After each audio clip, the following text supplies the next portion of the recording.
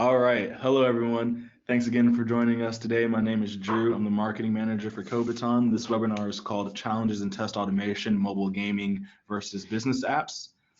We are joined today by some very talented QA professionals, two of which come from Wildlife Studios.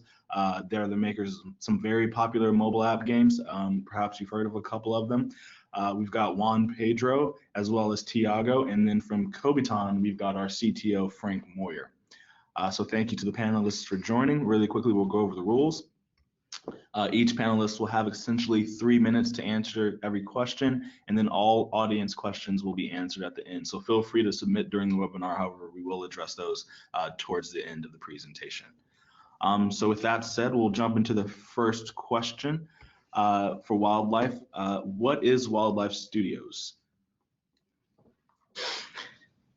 Hi, Drew. Hi, everyone. This is Juan here. Well, about Wildlife Studios. For those who don't know us, Wildlife is a Brazilian company founded 8 years ago by the Lasarte brothers, Arthur and Victor. This company managed to position itself within the 10 largest mobile gaming studios in the world. Today, Wildlife has over 500 people and 4 offices in different countries: the States, Ireland, Argentina, and Sao Paulo. As Drew was saying, we're responsible for titles like Sniper 3D, War Machines, Castle Crush, Colorfy, Racing Penguin, Bike Race. Most of them reach the top 1, top 2 charts in the App Store and the Google Play Store. What else can I say? Well, our goal is to make games that will be remembered by generations. Yeah, that's a little bit about it. Awesome. Okay. And can you tell us a bit about the operations of QA at Wildlife Studios, how that works? Well, a little bit about the structure. We divide ourselves in squads. Every squads of 6 to 7 analysts. Each squad has games assigned, like 2 games assigned to every squad. We use a Kanban to prioritize our tests. We prioritize by revenue and some strategy points. We have today we have 4 squads. We're working very hard on hiring to form 2 more squads. One of them being for specialists, like specialists in security, exploitation, compatibility, performance, kind of trying to hack our applications. Over each squad, we have a squad leader, and over the squad leaders, we have a people coordinator. We also have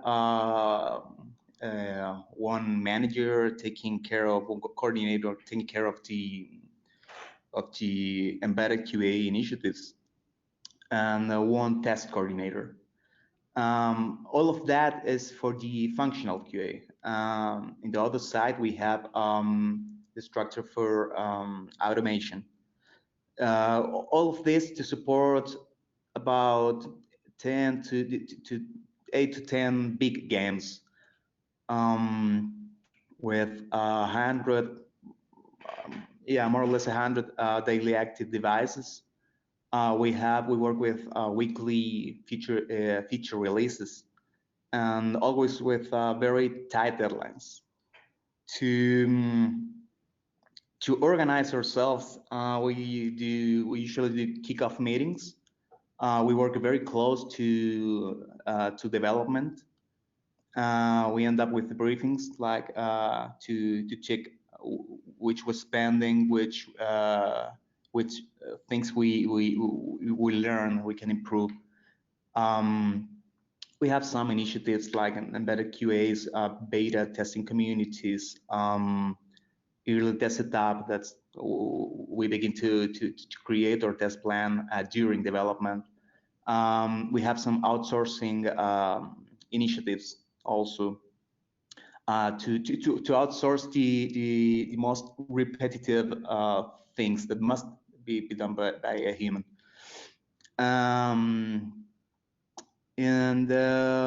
We also do risk-based prioritization.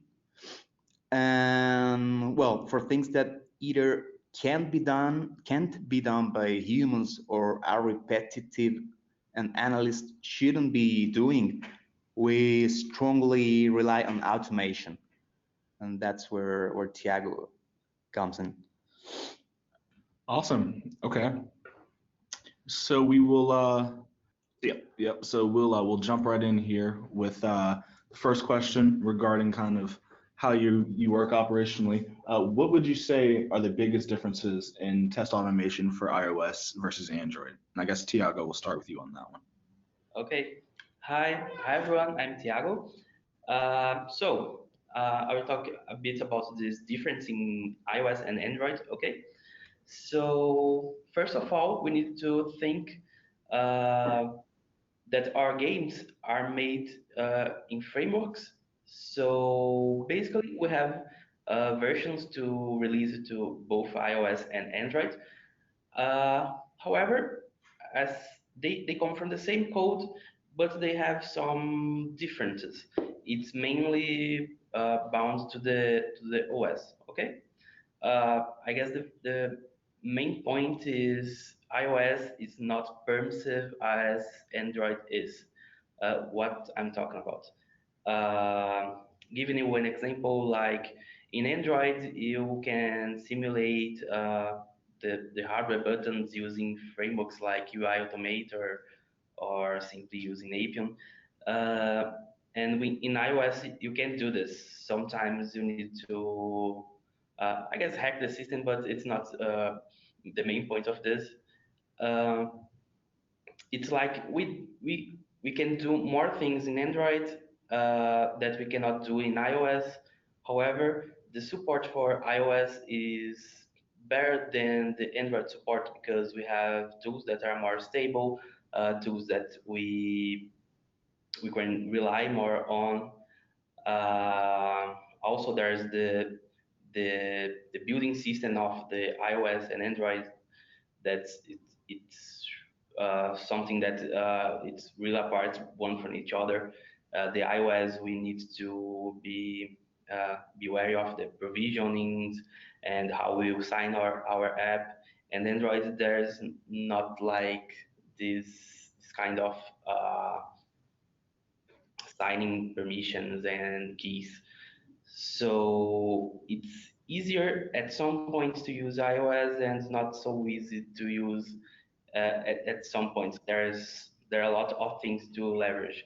Okay, so basically what I'm trying to say is there are good points and bad points of every system, but we need to automate the tests, thinking about both of them, or otherwise we will drive from the automation we are trying to do, and we will end up with two totally different projects, and that's not what we want. We want to have a focused project that has some little differences, so we can automate in Android and iOS using almost the same automation code. Okay, so yeah, I guess that's the biggest difference in automation, in automating iOS and Android games. Awesome. Thank you for that, Thiago. We'll go ahead and shift to the next question here, and we'll start with Frank on this end. So how can teams work to improve test and device coverage? Yeah, thank you, Drew. I think there's a variety of ways when it comes to gaming that we found, and I want to also cover. I think the team here has a lot more experience on the gaming side. I want to cover more on the enterprise app side as well. So it always comes down to resources, right? How many resources do you have to run tests? And those resources are either in, if you're running manual testing, the time that it takes for resources to run across 50 devices if you're using real devices, which you should, or the time and skills to build automation scripts. And I commend the team here from Wildlife of how well they're building that automation into their pipeline. It seems like they've got a very sophisticated, robust process for implementing or developing their applications, as well as making sure they have testing coverage in place across their different device types, and the functionality of the device. So to improve the coverage on the enterprise application side, using a variety of tools like Appium that can run across different devices. And I'd be interested to hear from Tiago sort of what some of the complexities they found around different device types and what the challenges are. I'm not sure if you're going to get into that, Drew, but being able to know, with an enterprise app, one of the biggest challenges is knowing how to select the element across the different device types. That takes a lot of time, and the way the industry has solved this has, like if you look at Appium Inspector, it's going into every device and figure out the XPath, and then having conditional logic that will drive the selection of elements or the assertions. And that takes a lot of time, and it's very different than the web world. And we're doing a lot at Kobiton to improve that, to make that easier for the automation engineer to really focus on the testing logic versus the garbagey part of like having to select the XPath across these different device types. So the more that you can streamline that process, the more you can cover, right? Because it comes back to where I started. It comes down to resources. If your resources are trying to find the XPath across 50 devices, and that's taking a lot of time versus just writing the actual scripts and leveraging something like Kobiton to provide you the XPaths across those different devices, that will give you more time to write more robust scripts. Awesome, very insightful. Tiago or JP, would either of you like to follow up on that with comments? Yeah. So also, besides just abstracting this next path, we also need to, I like to talk about the device coverage. I guess to track the device coverage properly, you need to have some analytics tools to get device usage, what are the public of your app or of your enterprise app, to know exactly what devices they are using, if they are using more iOS, they're using more Android, what kind of metrics you will be looking into these devices. You will be looking into who's using more, what the most downloads comes from, if from some set of specific devices, or if you are aiming to do testing in the devices that have a better revenue of your game or your app. And also, yeah, also you need to leverage the high and low end devices too, so you can have a great spectrum of devices to test. Awesome. Okay. Moving on to the next question, and we'll start with the Wildlife Studios team. What's the best way to scale test automation in difficult situations, specifically when you're dealing with things like gaming apps and highly regulated industries such as banking, insurance, healthcare, etc.? Okay. I guess I talked about, a little about this right now. But well, we need to analyze what's the most critical devices and tests for each game or app. Okay. For example, for some games, there is some specific set of devices that are more critical because they are most used or they have better revenue. And for other games, this may be completely different. And we also need to track down the performance of the apps in each device. And sometimes we have like about 10 games in production, and sometimes we have like 2 or 3 games releasing features frequently. And right here we have a device farm that tries to get all of these specifications of each game, what device is most critical, the low end, the high end. And in this device farm we have here, we try also to have a little duplication so we can avoid the bottlenecks when we have like 10 games releasing features at the same time. We also can put tests to run in parallel so we can speed up and reduce the time usage of the device farm and of the devices. And also we have we want to have an easy selection of devices. So for some specific features, you may want to test in specific devices. Like if I'm doing a performance test, I prefer to running some really low end and really high end devices instead of running on the most used ones. Yeah, just a point there. We did a little analysis of our needs, and we came to a number, and we created this device farm with 100 devices. That's basically what we need. That covers our needs based on what Thiago explained, like aspect ratio, PPI, OS version, high, mid, low, and so that's what works for us. Maybe for other companies would be more, maybe less devices. But what's important is that you should be constantly updating this, taking a look at the analytics and changing the devices. Great, great. Good insights, guys. Okay, moving on to the next question, and we'll start with Frank on this one. Frank, what metrics should teams be tracking when they're thinking about beginning and scaling test automation? Yeah, so that when you look at why does a company go to automation, and it's sometimes it's too early because of the stability of the app to go to automation, and at a certain point in the app maturity, it makes sense to make the investment, and you're getting a return on that investment because you're going to run this on a daily basis, possibly in your CI/CD process. Now, when we start getting into continuous testing, right, that's one of the biggest challenges with automation. If you make a change to the app, you change the XPath, you change things around, you add a new device type, you have to stop that.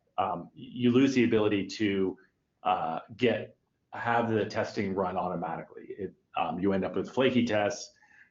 You spend more time troubleshooting issues than actual troubleshooting issues with the scripts, and making them more stable is critical. So when I look at purely from an investment standpoint, when you make that investment in automation, how often does your team spend troubleshooting issues with the automation scripts, and how much time do they spend actually finding defects through the automation scripts themselves? And one of the things that we've heard a lot from the market is that flaky tests, really take a lot of time from the automation tester to troubleshoot, and whether it's really a problem with the test script itself or a problem with the app. And one of the things that we're going to be rolling out next year is the ability to know to provide that metric, to be able to, if you have 50 tests that fail in a given month, being able to know, well, 40 of them failed because of application issues or application upgrades, and 10 of them failed because of the test script itself.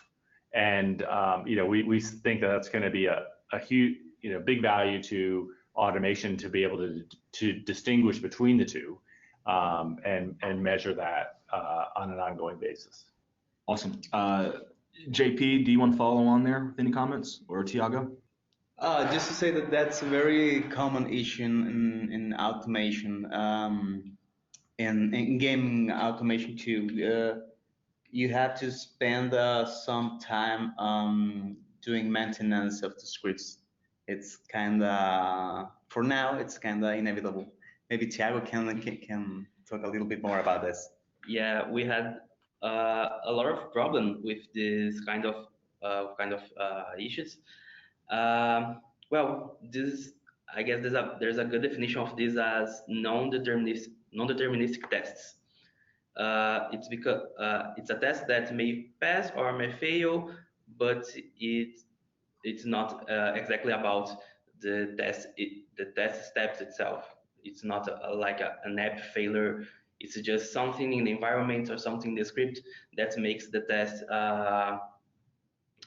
test fail randomly or because of some issues. Like if your framework or if your test scripts are not prepared to the network's down, it's not prepared for it. Your test may fail and you don't know exactly what happened. And for some of these issues, you can actually avoid or treat them. But most of the tools and frameworks that are used commercially are not like do not have a support for most of these things that could happen. And some of these things are also our internal environments, like servers that are not responding, APIs that are not working, and I guess a good thing to have in a framework or in a tool is to give the capability to understand what's happening, if it was exactly your test script that failed or if it was some external interference that comes to your test and give you this insight so you can track exactly what's the problem. Yeah, and a little bit more about that. We tried with two approaches to try to minimize that problem. The first one was the first time we tried designating one dev inside the game teams to be like the bridge between the game team and automation. That guy, the definition of being the point of contact was to let us know when which the automated test they needed, and two, when they were gonna touch some part of the code that could break our tests, they were supposed to let us know. In the practice, that doesn't actually work. So we're gonna try another approach. We're gonna be embedding QAs there.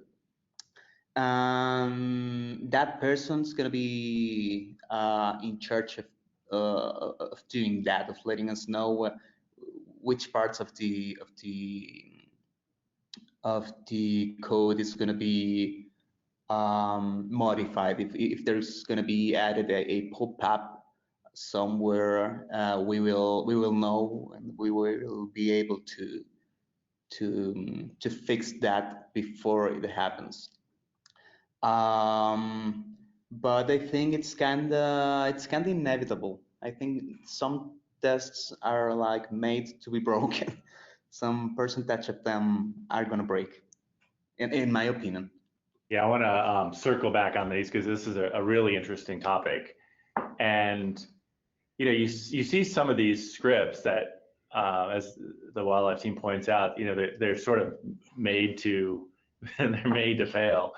And in some cases, right now as humans, what we do is we go in and we support and we say, oh, this one failed because of network connectivity, and so let's just rerun it. And so, but that still takes a lot of cycles. It's still slowing down the steps. And if we know that there was a network connectivity issue, then we should just go rerun it.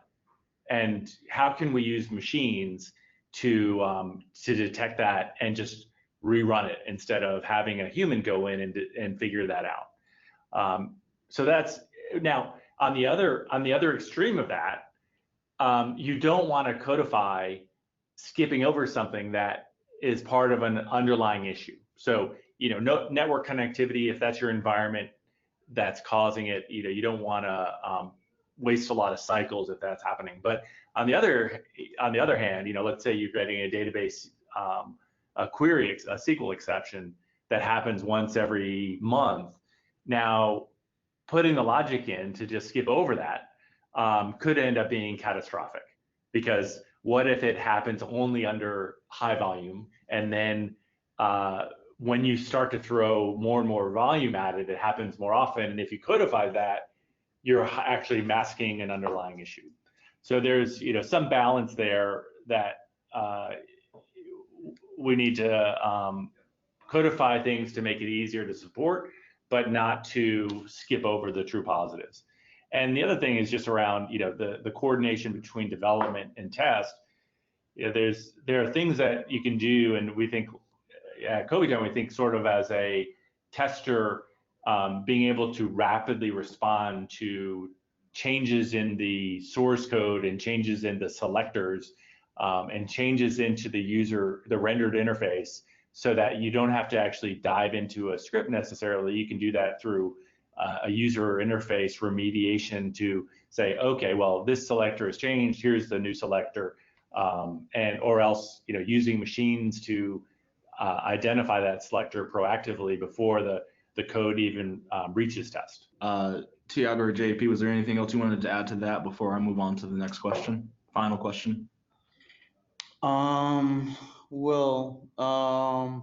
think overall we today we are able to catch most of the problems that are kind of because of our environment.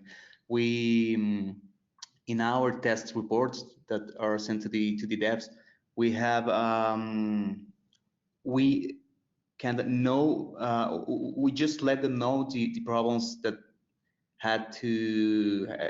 were related to the code, and we have our own report which that tells us, okay, these were the errors that had to be were related to the game, and these other problems were related to us. So we kind of identify most of them. Maybe Tiago can talk a little bit more about that.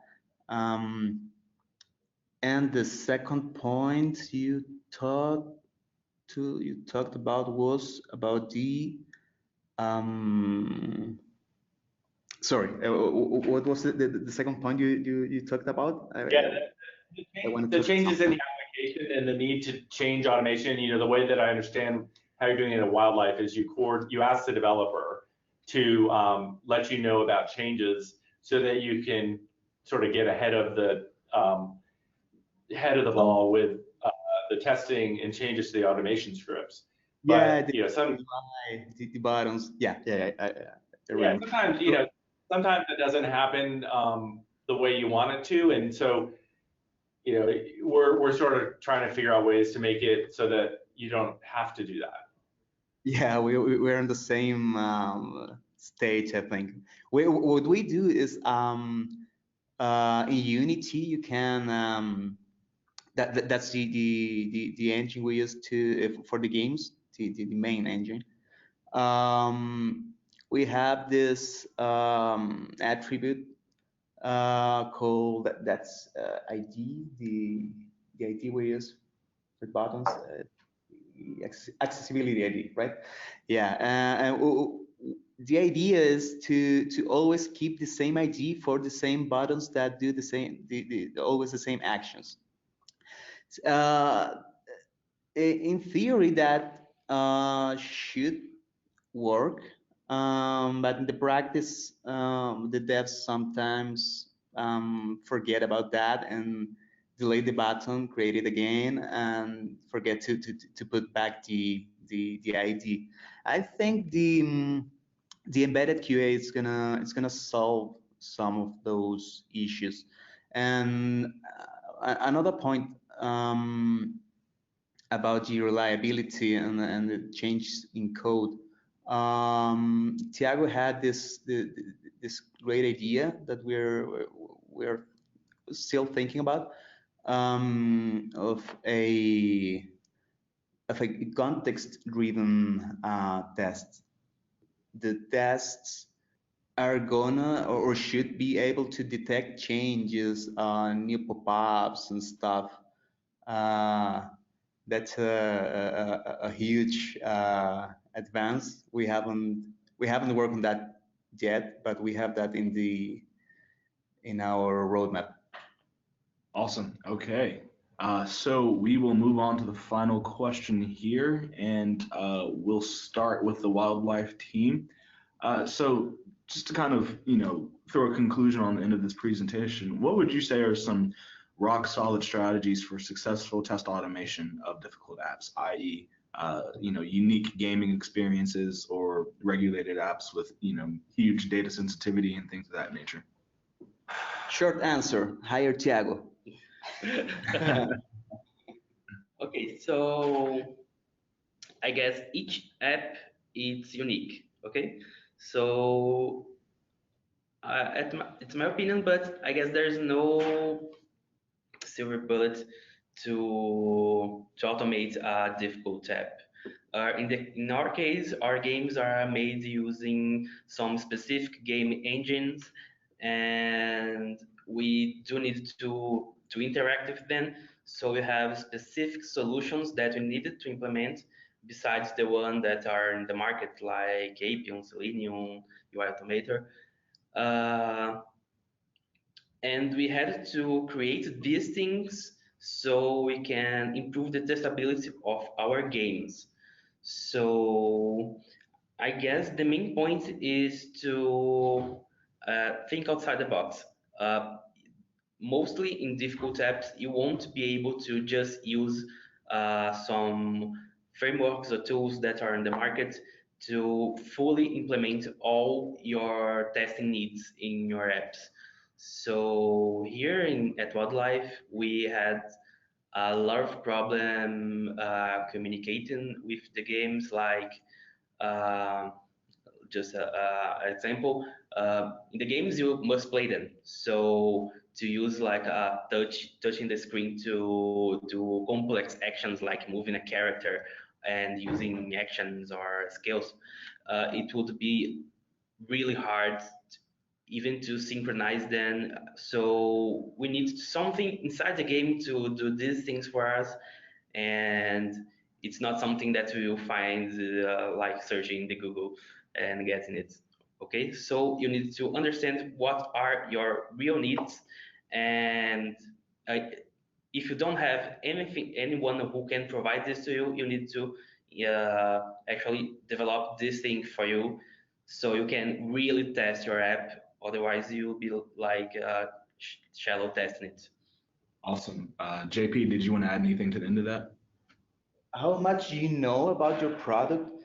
How much you know about what's really important? It's the most important point of that. You should focus on the like 80/20. You should focus on the really important things, the things that cause impact. Um, if you're, for example, if you're implementing a new feature and you don't know if it's gonna work or not, you shouldn't be automating tests for that. If you try that feature, it monetized well. Okay, so next week, next sprint, you do automation on that. If you have all the features that monetize well, you should be doing automated tests for that. You should before automating anything, you should be analyzing the product with the devs to have an idea of how probable is that this thing could break, and talk with the product manager or project management manager, depending on the company. If this fails, how critical it is, and based on that, you should prioritize. Awesome. And lastly, I'd like to hear from Frank. What are your thoughts? Yeah, just briefly, I think it comes into when you look at difficult apps, what makes an app difficult? And for me, dynamic content is always one of the most challenging things to automate. Whether it's dynamic in games are wrought with oftentimes games are wrought with dynamic content. But you see this in the enterprise space as well, or just media apps. So being able to know how to navigate through an app with dynamic content, how to write assertions to know whether or not what's being rendered is correct when you have dynamic content. How do you highlight the areas that are that you want to do comparison on what gets rendered, and how do you highlight the areas that you don't want to compare on what gets rendered? That also makes for more stable tests. So I would say, some of the strategies are using tools that can help isolate areas that should be compared for assertions and areas that should not be compared for assertions. Being able to know how different devices render differently, and being able to adjust your assertion libraries based on each of those device types or screen resolutions. And then being able to automate and select the right elements even in a dynamic content environment. Fantastic. Okay. Thank you all for all of your insights and answers there. We will go to audience questions really quickly, and it looks like we do have a couple, so let me get started and I will open these up to the floor. What's the best approach to cross-platform languages like Flutter? Perhaps Tiago, you'd like to start there? Yeah. Well, these cross-platforms tools, you can write a code and export it to a lot of operational systems, and well, our game engines are actually like these cross-platform tools. So when we are making a game using the Unity engine, you have just one code and generates projects to Android and iOS. These games, they are different, but they're the same. Okay, so most of the XPaths, the information will be shared between most of that. So do we need to have separate sets of tests for each platform? It depends a lot what exactly you're testing. Okay, if you have some supporting tools inside your apps or games to improve testability, you probably won't need to have two separate sets of tests to test them. Okay, you need just one set of tests, and maybe do some adjustments if it's depending on the platform. So if it's Android, you can have something in your tests implemented that shifts the timing of the execution and things like that. Awesome. Okay. Another one for you guys. Generally, what kind of errors or difficulties do you face in gaming applications? Well, actually, the most, I guess, in gaming applications, the most difficult parts to automate this are mainly what's related exactly to the gameplay. Okay, because in the game we have menus, we have stars, we can buy or sell things. We have social features like clans or chat connected to other social media tools. So all of these things I guess are more uh, likely to be a normal web. I guess I can say that. But the gameplay itself, it's the harder part to automate. Because I already said, you don't have much control over the screen to do wherever you want at the time you want because of the dynamic content. So you need to have something inside the game to automate these things and assert exactly, not that exactly is on the screen, but when you are playing a game, you can have some specific, you can simulate a specific scenario, right? And do some actions, and you don't actually need to check the screen to get this information. It has some consequences in other services or in a database. So most of our assertions are not exactly on the UI of the game, but are most what kind of side effect it causes on the entire environment. Yeah, basically the gameplay is not the thing, man. The UI, the navigation, everything. It's kind of it's almost an app, but during gameplay is a total different monster.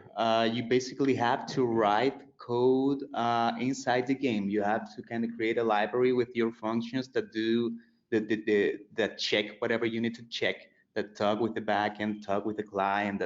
So it's very custom, that depends from game to game.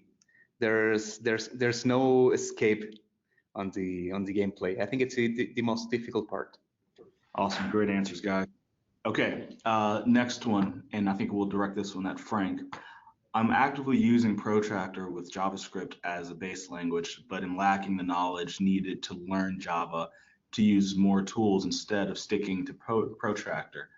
Um, do you think I need to learn Java in order to utilize other tools? Yeah, I mean, with when you're working with something like Protractor and a lot of that's going to be web-based for your testing. When you're testing on mobile, Appium and Appium works with Protractor as well. But when you're trying to actually test on real devices across real devices, and you want to use a multitude of devices, there are a variety of approaches you can take. One is, you can write raw Appium code in the language of your choice. Appium supports .NET, Python, Java, Ruby, and a few others. So, the other thing is, if you're trying to automate and your challenge is, getting to automation, we hear that a lot, and we have some products that are in beta right now that help get to automation without writing scripts across a multitude of devices. That please feel free to reach out to us if you're interested in pursuing that. Awesome. Okay. Another good question here. In mobile test automation, how do you handle auto pop-ups in gaming applications or mobile system generated messages? So, well, here at Wildlife, we have some strategies to do this. The first one is try to exterminate as possible all your pop-ups and alerts that appears from the operational system. So we try to configure our devices to remove all of these alerts, but sometimes it's not possible. Oh, also, Appium has some capabilities that dismisses or accepts alerts that sometimes this might be dangerous depending on what we're trying to do, but it may work for most of the times. As I was saying, we do have some alerts that interrupt our tests. So here we actually have our own testing framework. Okay, so uh, during our actions or searches in the UI, we do have like custom wrappers and threads that are always looking into the device screen, checking if there's some unwanted interruption from an alert. And we have mapped here all the kinds of alerts that may appear. And depending on the alert, we can dismiss or accept it. And he tried the operation we were trying to do that was interrupted by this kind of alerts. Okay, awesome. Next question is directed at Frank. I want to make sure the camera is working with my app and take a photo and then upload. Can I do this with Kobiton? Because different devices have different camera options. Sure. Yeah. So since we're working with real devices, that each of the devices have a camera. We have customers who use the camera for their applications.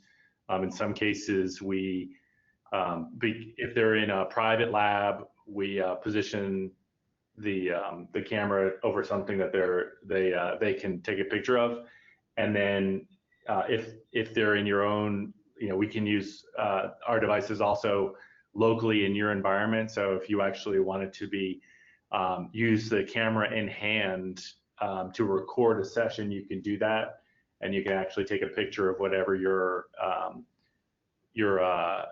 testing at that point in time. Awesome. Okay. Next one, I think Frank will direct this one at you as well. Pretty interesting here. For iOS and Android, can we write one set of test scripts which will help in automating both iOS and Android together rather than separately writing scripts for iOS and Android? Yeah, so this is, in mobile, this is one of the biggest challenges. And I touched on this earlier. It's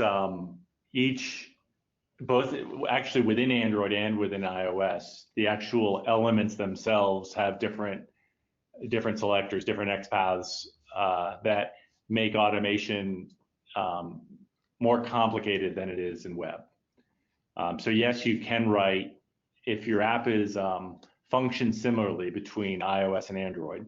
Obviously, if they're very different, you'd probably want to have two different sets of scripts. But if they're functionally similar, like if they're built using Flutter or React Native, then you can keep one set for both Android and iOS. Now, the big challenge is, how do you, if you want to test across 50 devices, do you have to have 50 different scripts? The answer is no, but you finding the XPath and having conditional logic based on the device type is really important to make it a clean script and something that's easy to maintain. So we've got some capabilities around that to make it easier for automation engineers to rapidly identify the XPath across different device types. Tiago JP, this one will be for you guys. The log information could be used, or can the log information be used to test player actions on the game in real life? Yes. The log, actually, a lot of our information comes from logs too. However, it's not fully 100% reliable. Like I said, there are some consequences that you do some actions that could you need to check. For example, I bought something on the game store, so I need to check if I received this thing, not just print it on the game log. But well, the game log can be really useful to test things like this. However, you will need to put specific game in debug logs inside all of the game to test your application. If this is something that's accorded between the developers and the QAs, it could be really useful and wonderful. But if it's not done from the scratch of the game, it could be really hard to add these things to test it properly. But it can be done. Sometimes, just one more point. Sometimes Well, what we actually do to I told you that we actually write our own functions inside the game code. What we actually do to call them is we we start a web server inside the game, and we expose an API. So we to call the methods inside the game, we just do API calls. Those API calls, I'm gonna give you an example. We call the our bot, and we tell the bot, let's go and play the first 20 phases, 20 worlds. And after each call, that API returns a value, some information. We could call that a log of our request. In that way, yeah, that's fundamental for us. Our own automation logs and responses. Time for a couple more questions here as a few more come in. Again, to Tiago and JP, which particular set or type of mobile devices are targeted as benchmarks for gaming applications, and which ensure games will work perfectly fine in most of the mobile devices, on most of the mobile devices? It depends on each game. We do have like a minimum support matrix. So we analyze the market to check what are the most used devices. But also we have some internal analytics that our that we track, so we know exactly for each game what's the most used device, what's the most used operational system, and we also evaluate the revenue of each device. So we need to make choices, or we support uh, the most high-end devices that have most revenue or the most used. And well, I guess that's basically how we select. We need to check the analytics to know what's the most used, what's the least used. So we also focus on differences, like, oh, these are Chinese devices, so we need to do a specific mapping to China, I guess. So we also have this low and high in definitions here, and we try to get on this list of all devices used what suits most for each game.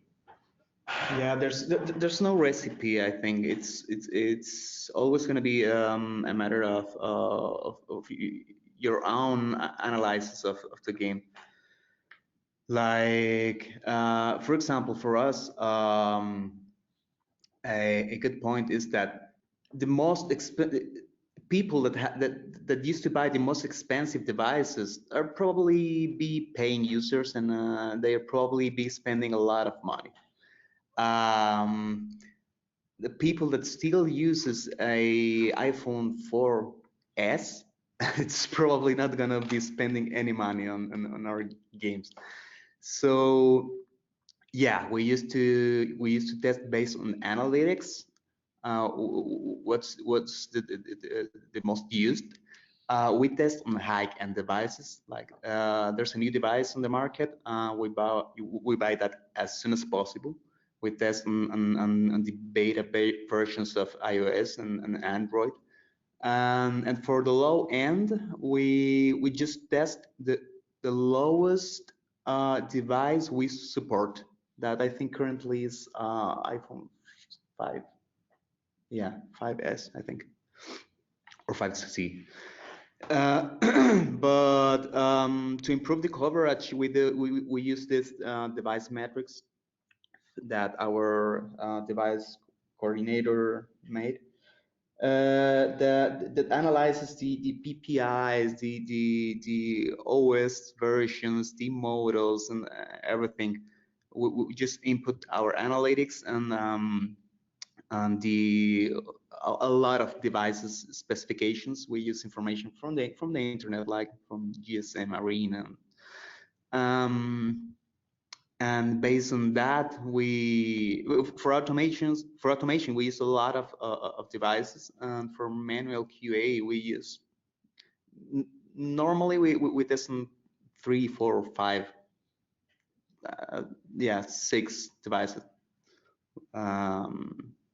And it also depends on the tests you're gonna on the strategy, because for example, if we're having if we change something in the UI, if it's related to graphics, you have to test in different resolutions and different aspect ratios. But if it's a test, if we're gonna test something that's just logic, you don't need a lot of different resolutions. You just need to test if that works or not. Sometimes, for example, if you need to test purchases, it doesn't matter the screen size. You just need to check that it works in iOS 12 and iOS 11 and iOS 13, right? So yeah, it's always based on your needs. There's no recipe for it. Got it. Okay, fantastic. That feels like a good way to wrap up this webinar. We do have a couple more questions, but if you wouldn't mind submitting those to us via email at marketing@kobiton.com, we'll pass those to the right people and hopefully get you some answers turned around quickly.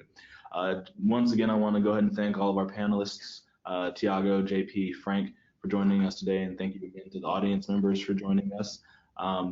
This webinar will be recorded or has been recorded and will be available on our YouTube channel early next week. I'll send out a notification to everyone who is registered, letting you know when it is up and live. With that said, thanks again and have a great day, everyone. Bye. Thank you. Thank you. Bye-bye.